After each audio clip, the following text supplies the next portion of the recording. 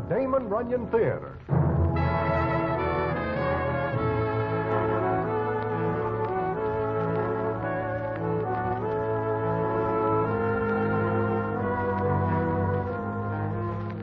Once again, the Damon Runyon Theater brings you another story by the master storyteller, Damon Runyon. And this one, a story goes with it. And to tell it to you, here is Broadway. Thanks. Well, it is of a racing time at Saratoga, and I am there. I am feeling fine because the night before this afternoon, I make a few pounds on some very willing dice. I am walking along when all of a sudden I spot Hot Horse Herbie. Now, Herbie is generally with empty pockets, and I know he knows I do all right. So I suddenly think of a place I have to be in the opposite direction. But just when I think I am out of reach, I hear... Hello, Broadway. Oh, hello, Herbie. What do you do, tunnel in the ground to come up in front of me? You are not glad to see me. Hysterical with happiness, so long. Broadway. The answer is no. I do not ask you anything. The gleam in your eye does. I hear about you and the little cubes last night. Herbie, I have got to pay the mortgage on the old farm in Indiana. I am sending a brother through college, and my sister in California wants to come home. You are never in Indiana. You never have a brother, much less a sister. How much, Herbie? Broadway, I do not ask you for a red cent. I never open my kisser about dough. In fact, I just wish to wish you a good afternoon. Take it easy, Broadway. I will see you some other time.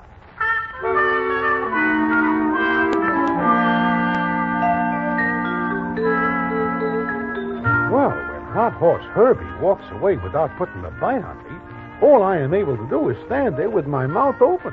It is a very unusual situation. In fact, it is so unusual it is practically impossible. And I look around me several times to be sure I am still in the world. However, Herbie has a reason. And what the reason is, I find out the next day. And I will tell you about it in a minute.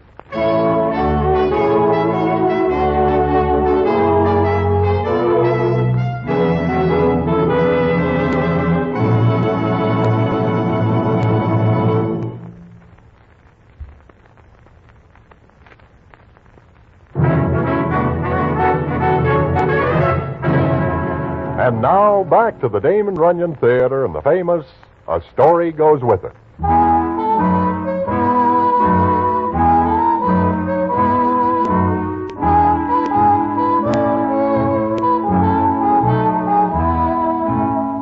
Like I say, it comes up the next day.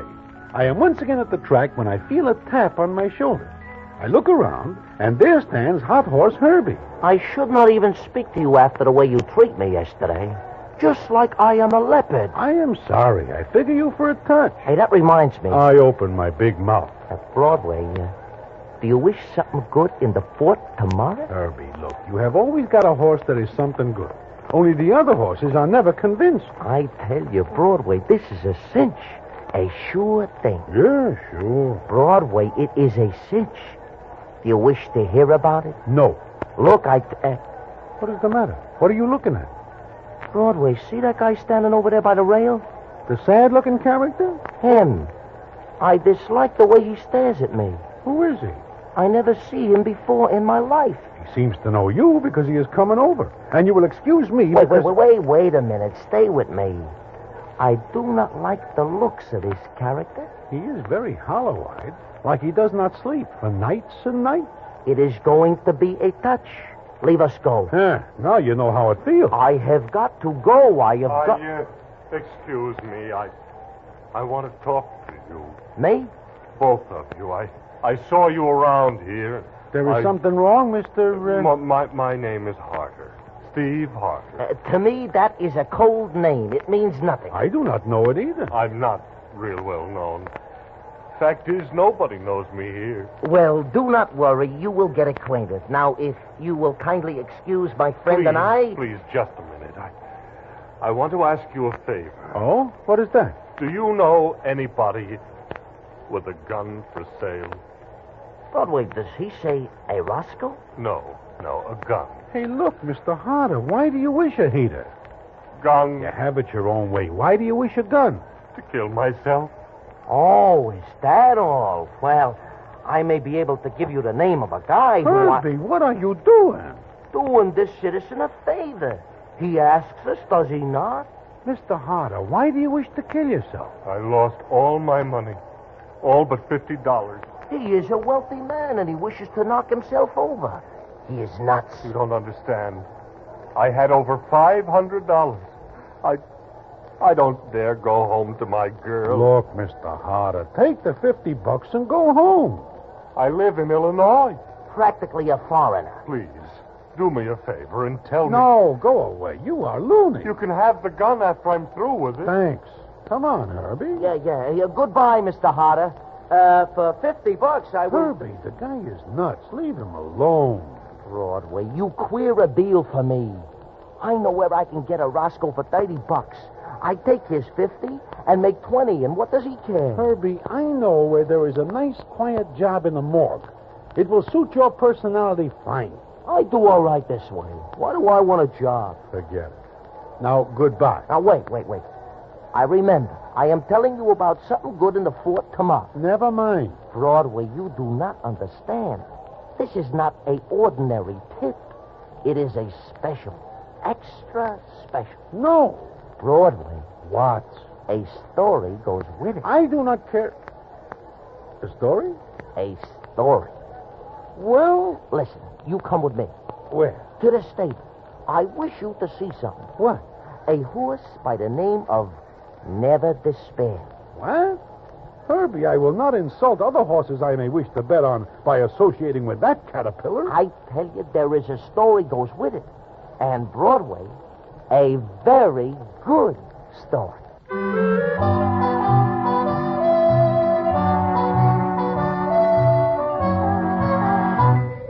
Well, since Herbie puts it that way, there is nothing else but I go with him.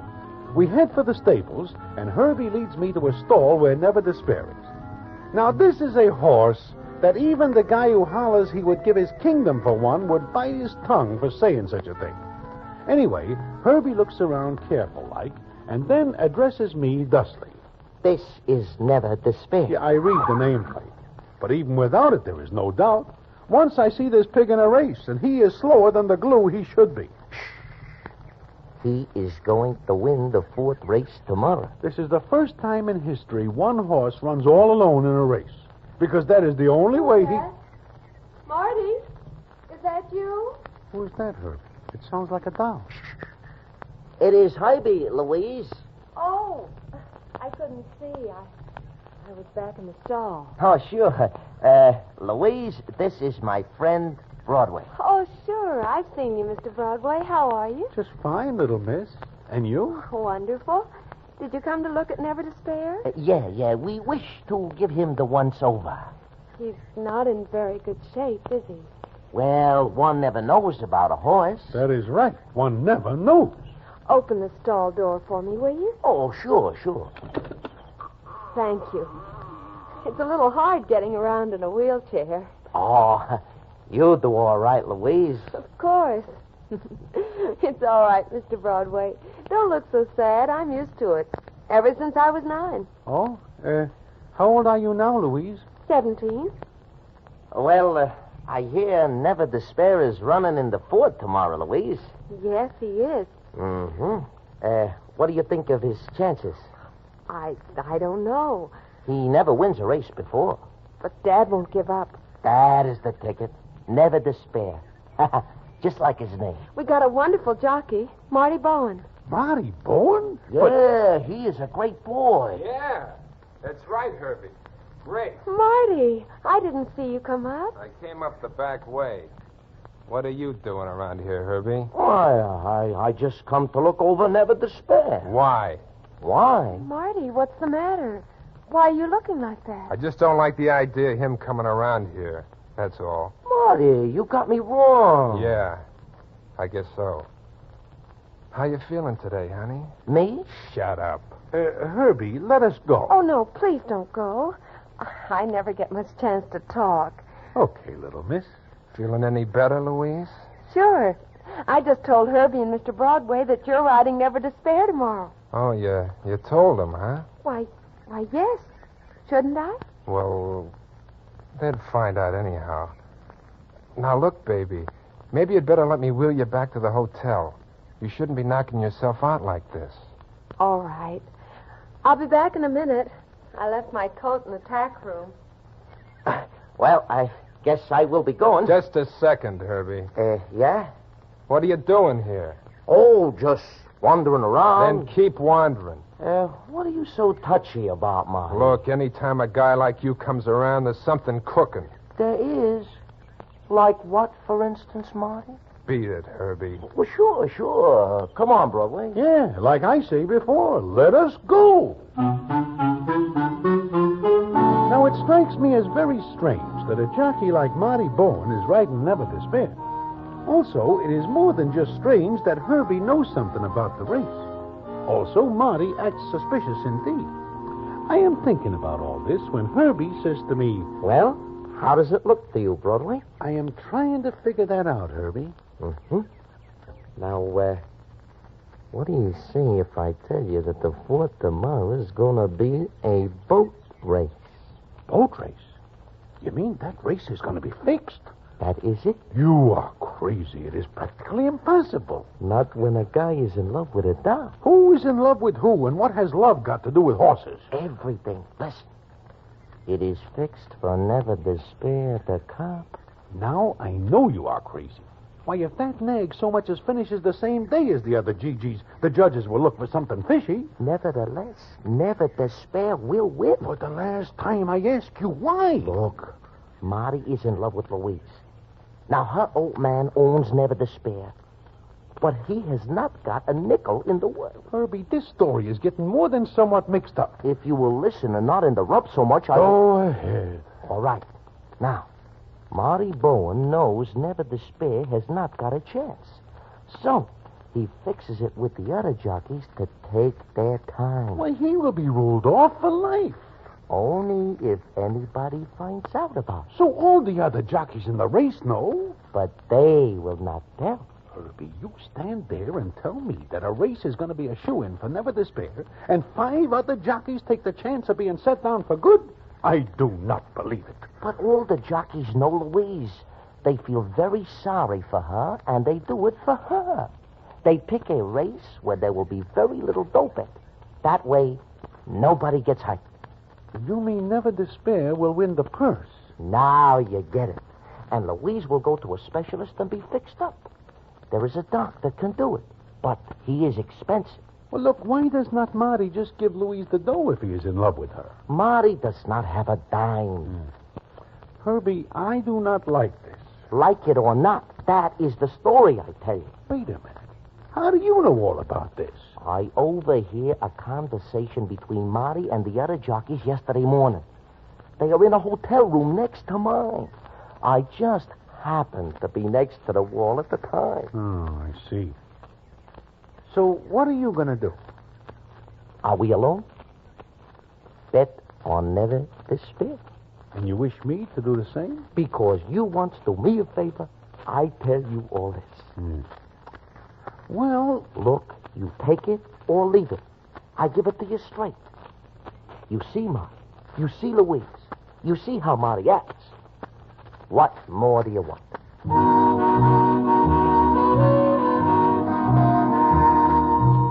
With that, Herbie leaves me. Now, I do not like the sound of the whole thing. There are judges and stewards who keep racing on the level.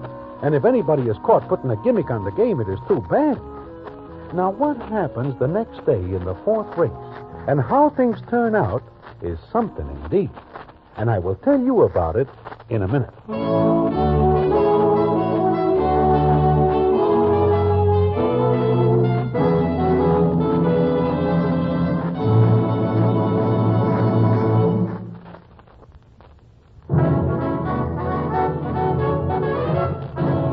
And now, back to the Damon Runyon Theater and the famous story, A Story Goes With It.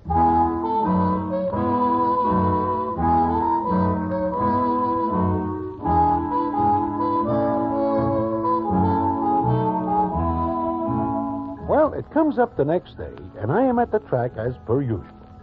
I am still thinking about what Hot Horse Herbie tells me when he comes to me and says, The next race, is it, Broadway? I know. You are going to bet it? Well, How about you, Herbie? I am flat broke. Now it comes up. Look, do I not show you the way? Do I not impart the secret to you? A $5 is all I ask. Well, okay, Herbert. Here is the fence. Swell. Now, do not forget. Never despair. And whatever you do, Broadway, do not breathe a word to anyone. Look at the odds. Yeah, so far, never despair is due to go at 40 to 1. Broadway, you and me stand to collect a nice crop of lettuce. Hey, look.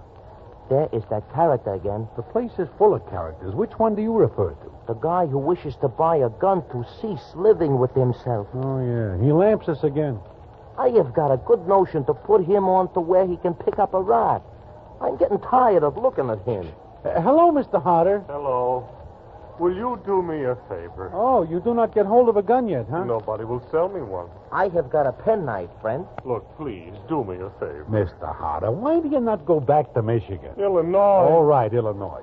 Go back there and forget all this. Do me a favor. One-track mind. What is the favor you wish, Mr. Harder? Well, I've been watching you two, and, well, you seem like you know your way around. I mean, you look like you know the horses. Please, tell me who's going to win the next race. The 4. Please, I've got to do something. Well, will you forget about erasing yourself? Yes. Okay. The winner of the 4th will be... Calipers. Herbie. Calipers will win the 4th. In fact, it is a toss-up between Calipers, Loose Living, and Goose Pimples. They figure 1, 2, 3. Herbie, you are a... I wish to do him a favor, Broadway. Play Calipers, Mr. Harder. Calipers, Loose Living, or Goose Pimples. That is the line. Thank you very much. I appreciate this. Thank you. And goodbye. Herbie, that poor guy. What do you do to him? You are going to give him never He despair. is broke. He wishes to bump himself. Look, I tell you, we cannot let this thing get out. Me and you are the only ones who know about never despair. We got to keep this thing honest. My, you have a wonderful sense of honesty. Look, I gotta see a guy now. You got a few minutes to get to the windows and make your bet. And Broadway, in the future, do not forget who lets you in on this good thing. Well, by this time, Never Despair is a 50 to 1 shot and looking worse all the time. I get to the window and make my bet, then go back and watch the race. Although personally I'm not interested in watching races, only in how they come out. Whew, I never see such a race. Calipers breaks past. Loose Living is right in his heels with Goose Pimple's turn. Never Despair is where he figures, a good last. Then, when the GGs turn into the stretch, it seems that Calipers stops to wait for a streetcar. Loose Living seems to be running backwards, and Goose Pimples takes a sudden interest in running sideways. The other nags all develop a strange slowness. Then, out of nowhere, comes Never Despair with Marty Bourne using the whip. Never Despair wins by 2 lengths. Nobody can believe their eyes. Least of all, Never Despair, who is so surprised at winning that he does one more turn around the track before Marty can stop him. Then it comes up later, and I am tapped on the shoulder by one of the track Pinkertons. He takes me to an office, and who is there but Herbie, Marty Bourne, and Louise? Also, there is a judge who says as follows. All right. Now that we're all here, I think we'd better have an explanation. Why are we here, Mr. Clayton? Louise, where is your father? Why, I don't know. He was at the paddock. Why? Well, you see, we're... Look, you got us here to spill a beef. What is it? Bowen, why did you take Never Despair as a mount? You could have had Calipers or Loose Living. I gotta give reasons for liking a horse? I don't understand, Mr. Clayton. Louise, I'm sure you had nothing to do with today's event. What do you mean? Never Despair has never won a race before. So what? He runs a good race and wins. That's something new for a horse. Lots of them Keep do a it. civil tongue in your head, Bowen. You're in trouble. I'm waiting for a phone call right now, and if it tells me what I think, you've ridden your last race. Marty, what is he talking about? Please, somebody tell me. It ain't nothing, baby. All you gotta remember is that you got enough dough to go to that dock. Since this conversation seems to be between everybody but me, I will go. Sit down. You're not in the clear either. Well, what about me? I do nothing. I am an innocent bystander. After a little investigation, we learned that both of you were at Never Despair's stall yesterday. You talked with Marty Bowen there. There's a law against visiting a horse? No. But it seems odd that a well-known player like you are, Herbie, should take an interest in a horse that has never won a race. You mean it was fixed? Marty, no. It's all right, Louise. Now, we'll all sit by and wait for that phone call. It should come any moment. Look, you gonna set me down? You got anything on me? I don't know. Herbie, I think I will kill you. What for? What for? Here I am. You mixed two up- stop mumbling. If you want to talk, speak up. This is a private matter, Mr. Clayton. I told you to... Now, we'll see. Hello, Clayton speaking. Oh, yes, go ahead. What? Oh, there's some mistake. You sure?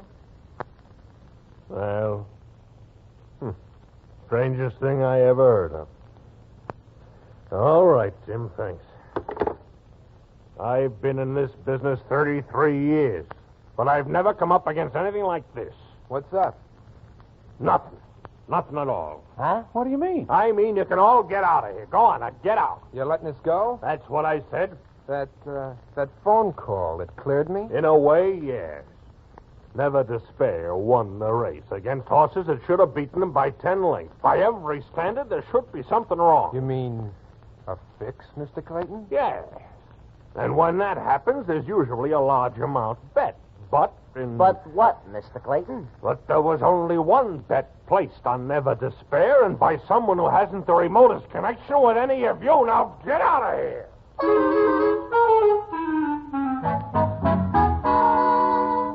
So that is the real surprise. Herbie looks at me, and I look at Herbie. We all leave, and Louise is very happy, and Marty is likewise. We get back to the stable, where the scene is as follows. Look, baby, first thing in the morning, you're leaving for New York. And in a week, you'll be out of that wheelchair, and you and me are going to get married. Marty, if I thought for a minute that race was... Oh, Marty, I couldn't bear it. You heard Mr. Clayton. Only one bet on Never Despair. Now, if it was going to be a boat race, wouldn't bets be laid? Yes, I guess so. Hey, sure, Louise. It is just a great break for Never Despair. That right, Broadway? Well, I suppose so. Anyhow, it all ends all right. And if anybody so much as says it was a fix. Understand, Herbie? Yeah, sure. Okay. Come on, Louise. We got to see about getting your stuff ready. Next week this time, you'll be out of that chair. Goodbye, Herbie. Mr. Broadway. Yeah, so long. Bye there. Herbie, Huh? I wish to ask you a question. Oh? Yeah. Do you put a bet on Never Despair? Me? Oh, well, you see... You do not, huh?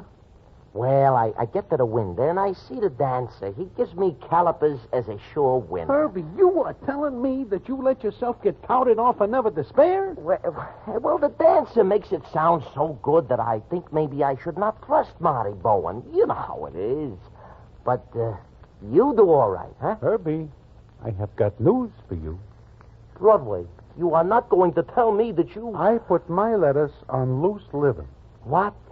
But I tell you about Never Despair. Well, I run into regret, and he tells me to lay my roll on loose living. Oh, you are a dope. You let yourself be touted off a sure thing? Herbie, what about you? But that is different. Or is it different? Herbie, who bets on Never Despair? I do not know. But he must be a dope.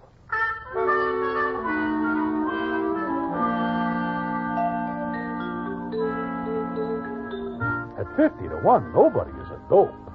But we wonder who puts the bet on Never Despair. And we then give up wondering. We think it is the end of the whole thing. But it is not. And what the payoff is, I will tell you in a minute.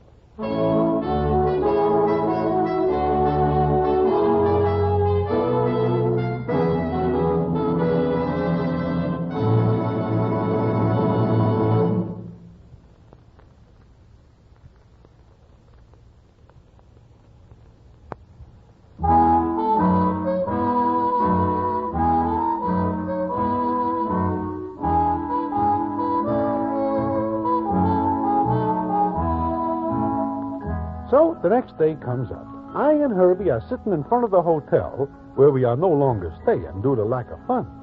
We are very sad indeed. It is like Herbie says. You see, Broadway, that is the trouble. You have got to trust people. Now, if we trust Marty Bowen, but we do not. I am still wondering who puts the bet on Never Despair. It is a mystery we will never solve. Well, what are we going to do? I can think of nothing. Hey, you two. Who is that in that taxi? I never see him before.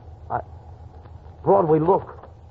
Keep the change, my good man. Carter. He is all dolled up, new clothes, and look at that roll of dough. Oh, no, it cannot be him. I've been looking for you two, looking all over. You wish a gun If still? you find one, leave us use it first. Oh, no, I'm all right now. And I owe it all to you two. You do? How does that figure? You gave me a tip yesterday on the 4th race. The wrong tip. No, it was all right. It was a good tip. Broadway, this guy is nuts. Oh, you told me gallopers, loose living. We know and all good- that. But if you bet one of Oh, those... but I didn't. I bet on the horse that had the least chance. Never despair. Surely. I was going to lose all my money and then, well, jump in the river or something. It is still not too late. Why should I? With $2,500? It's more than I came here with. And I'm going home today. But Look, you... I know I shouldn't offer you money. Do not use snap judgment. You let me show you how grateful I am? Oh, Mr. Harder, gratitude is a wonderful thing, and we would not deprive you of such a grand feeling. Good. Here's $50 for each of you. Mr. Harder, this is big. Nothing at all. Well, thanks again, and goodbye. I'm going back to Illinois. Goodbye. Bye. Well, now we know. $50 apiece. We are back in business. I am going back to New York. Wait, Broadway. $50 is nothing at all. Look, we have time to get to the track. Now, I have a good thing in the six. No, I am going back. But, Broadway, this is a sure thing. Do I not tell you about Never Despair? Listen to me. This is a cinch. I will not listen. Broadway, there is a story goes with it. I tell you what. What? A story goes with it. The story? Herbie, tell me the story.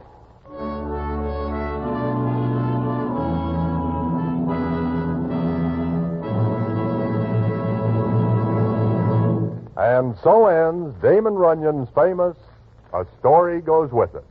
Listen in again next week for the Damon Runyon Theater.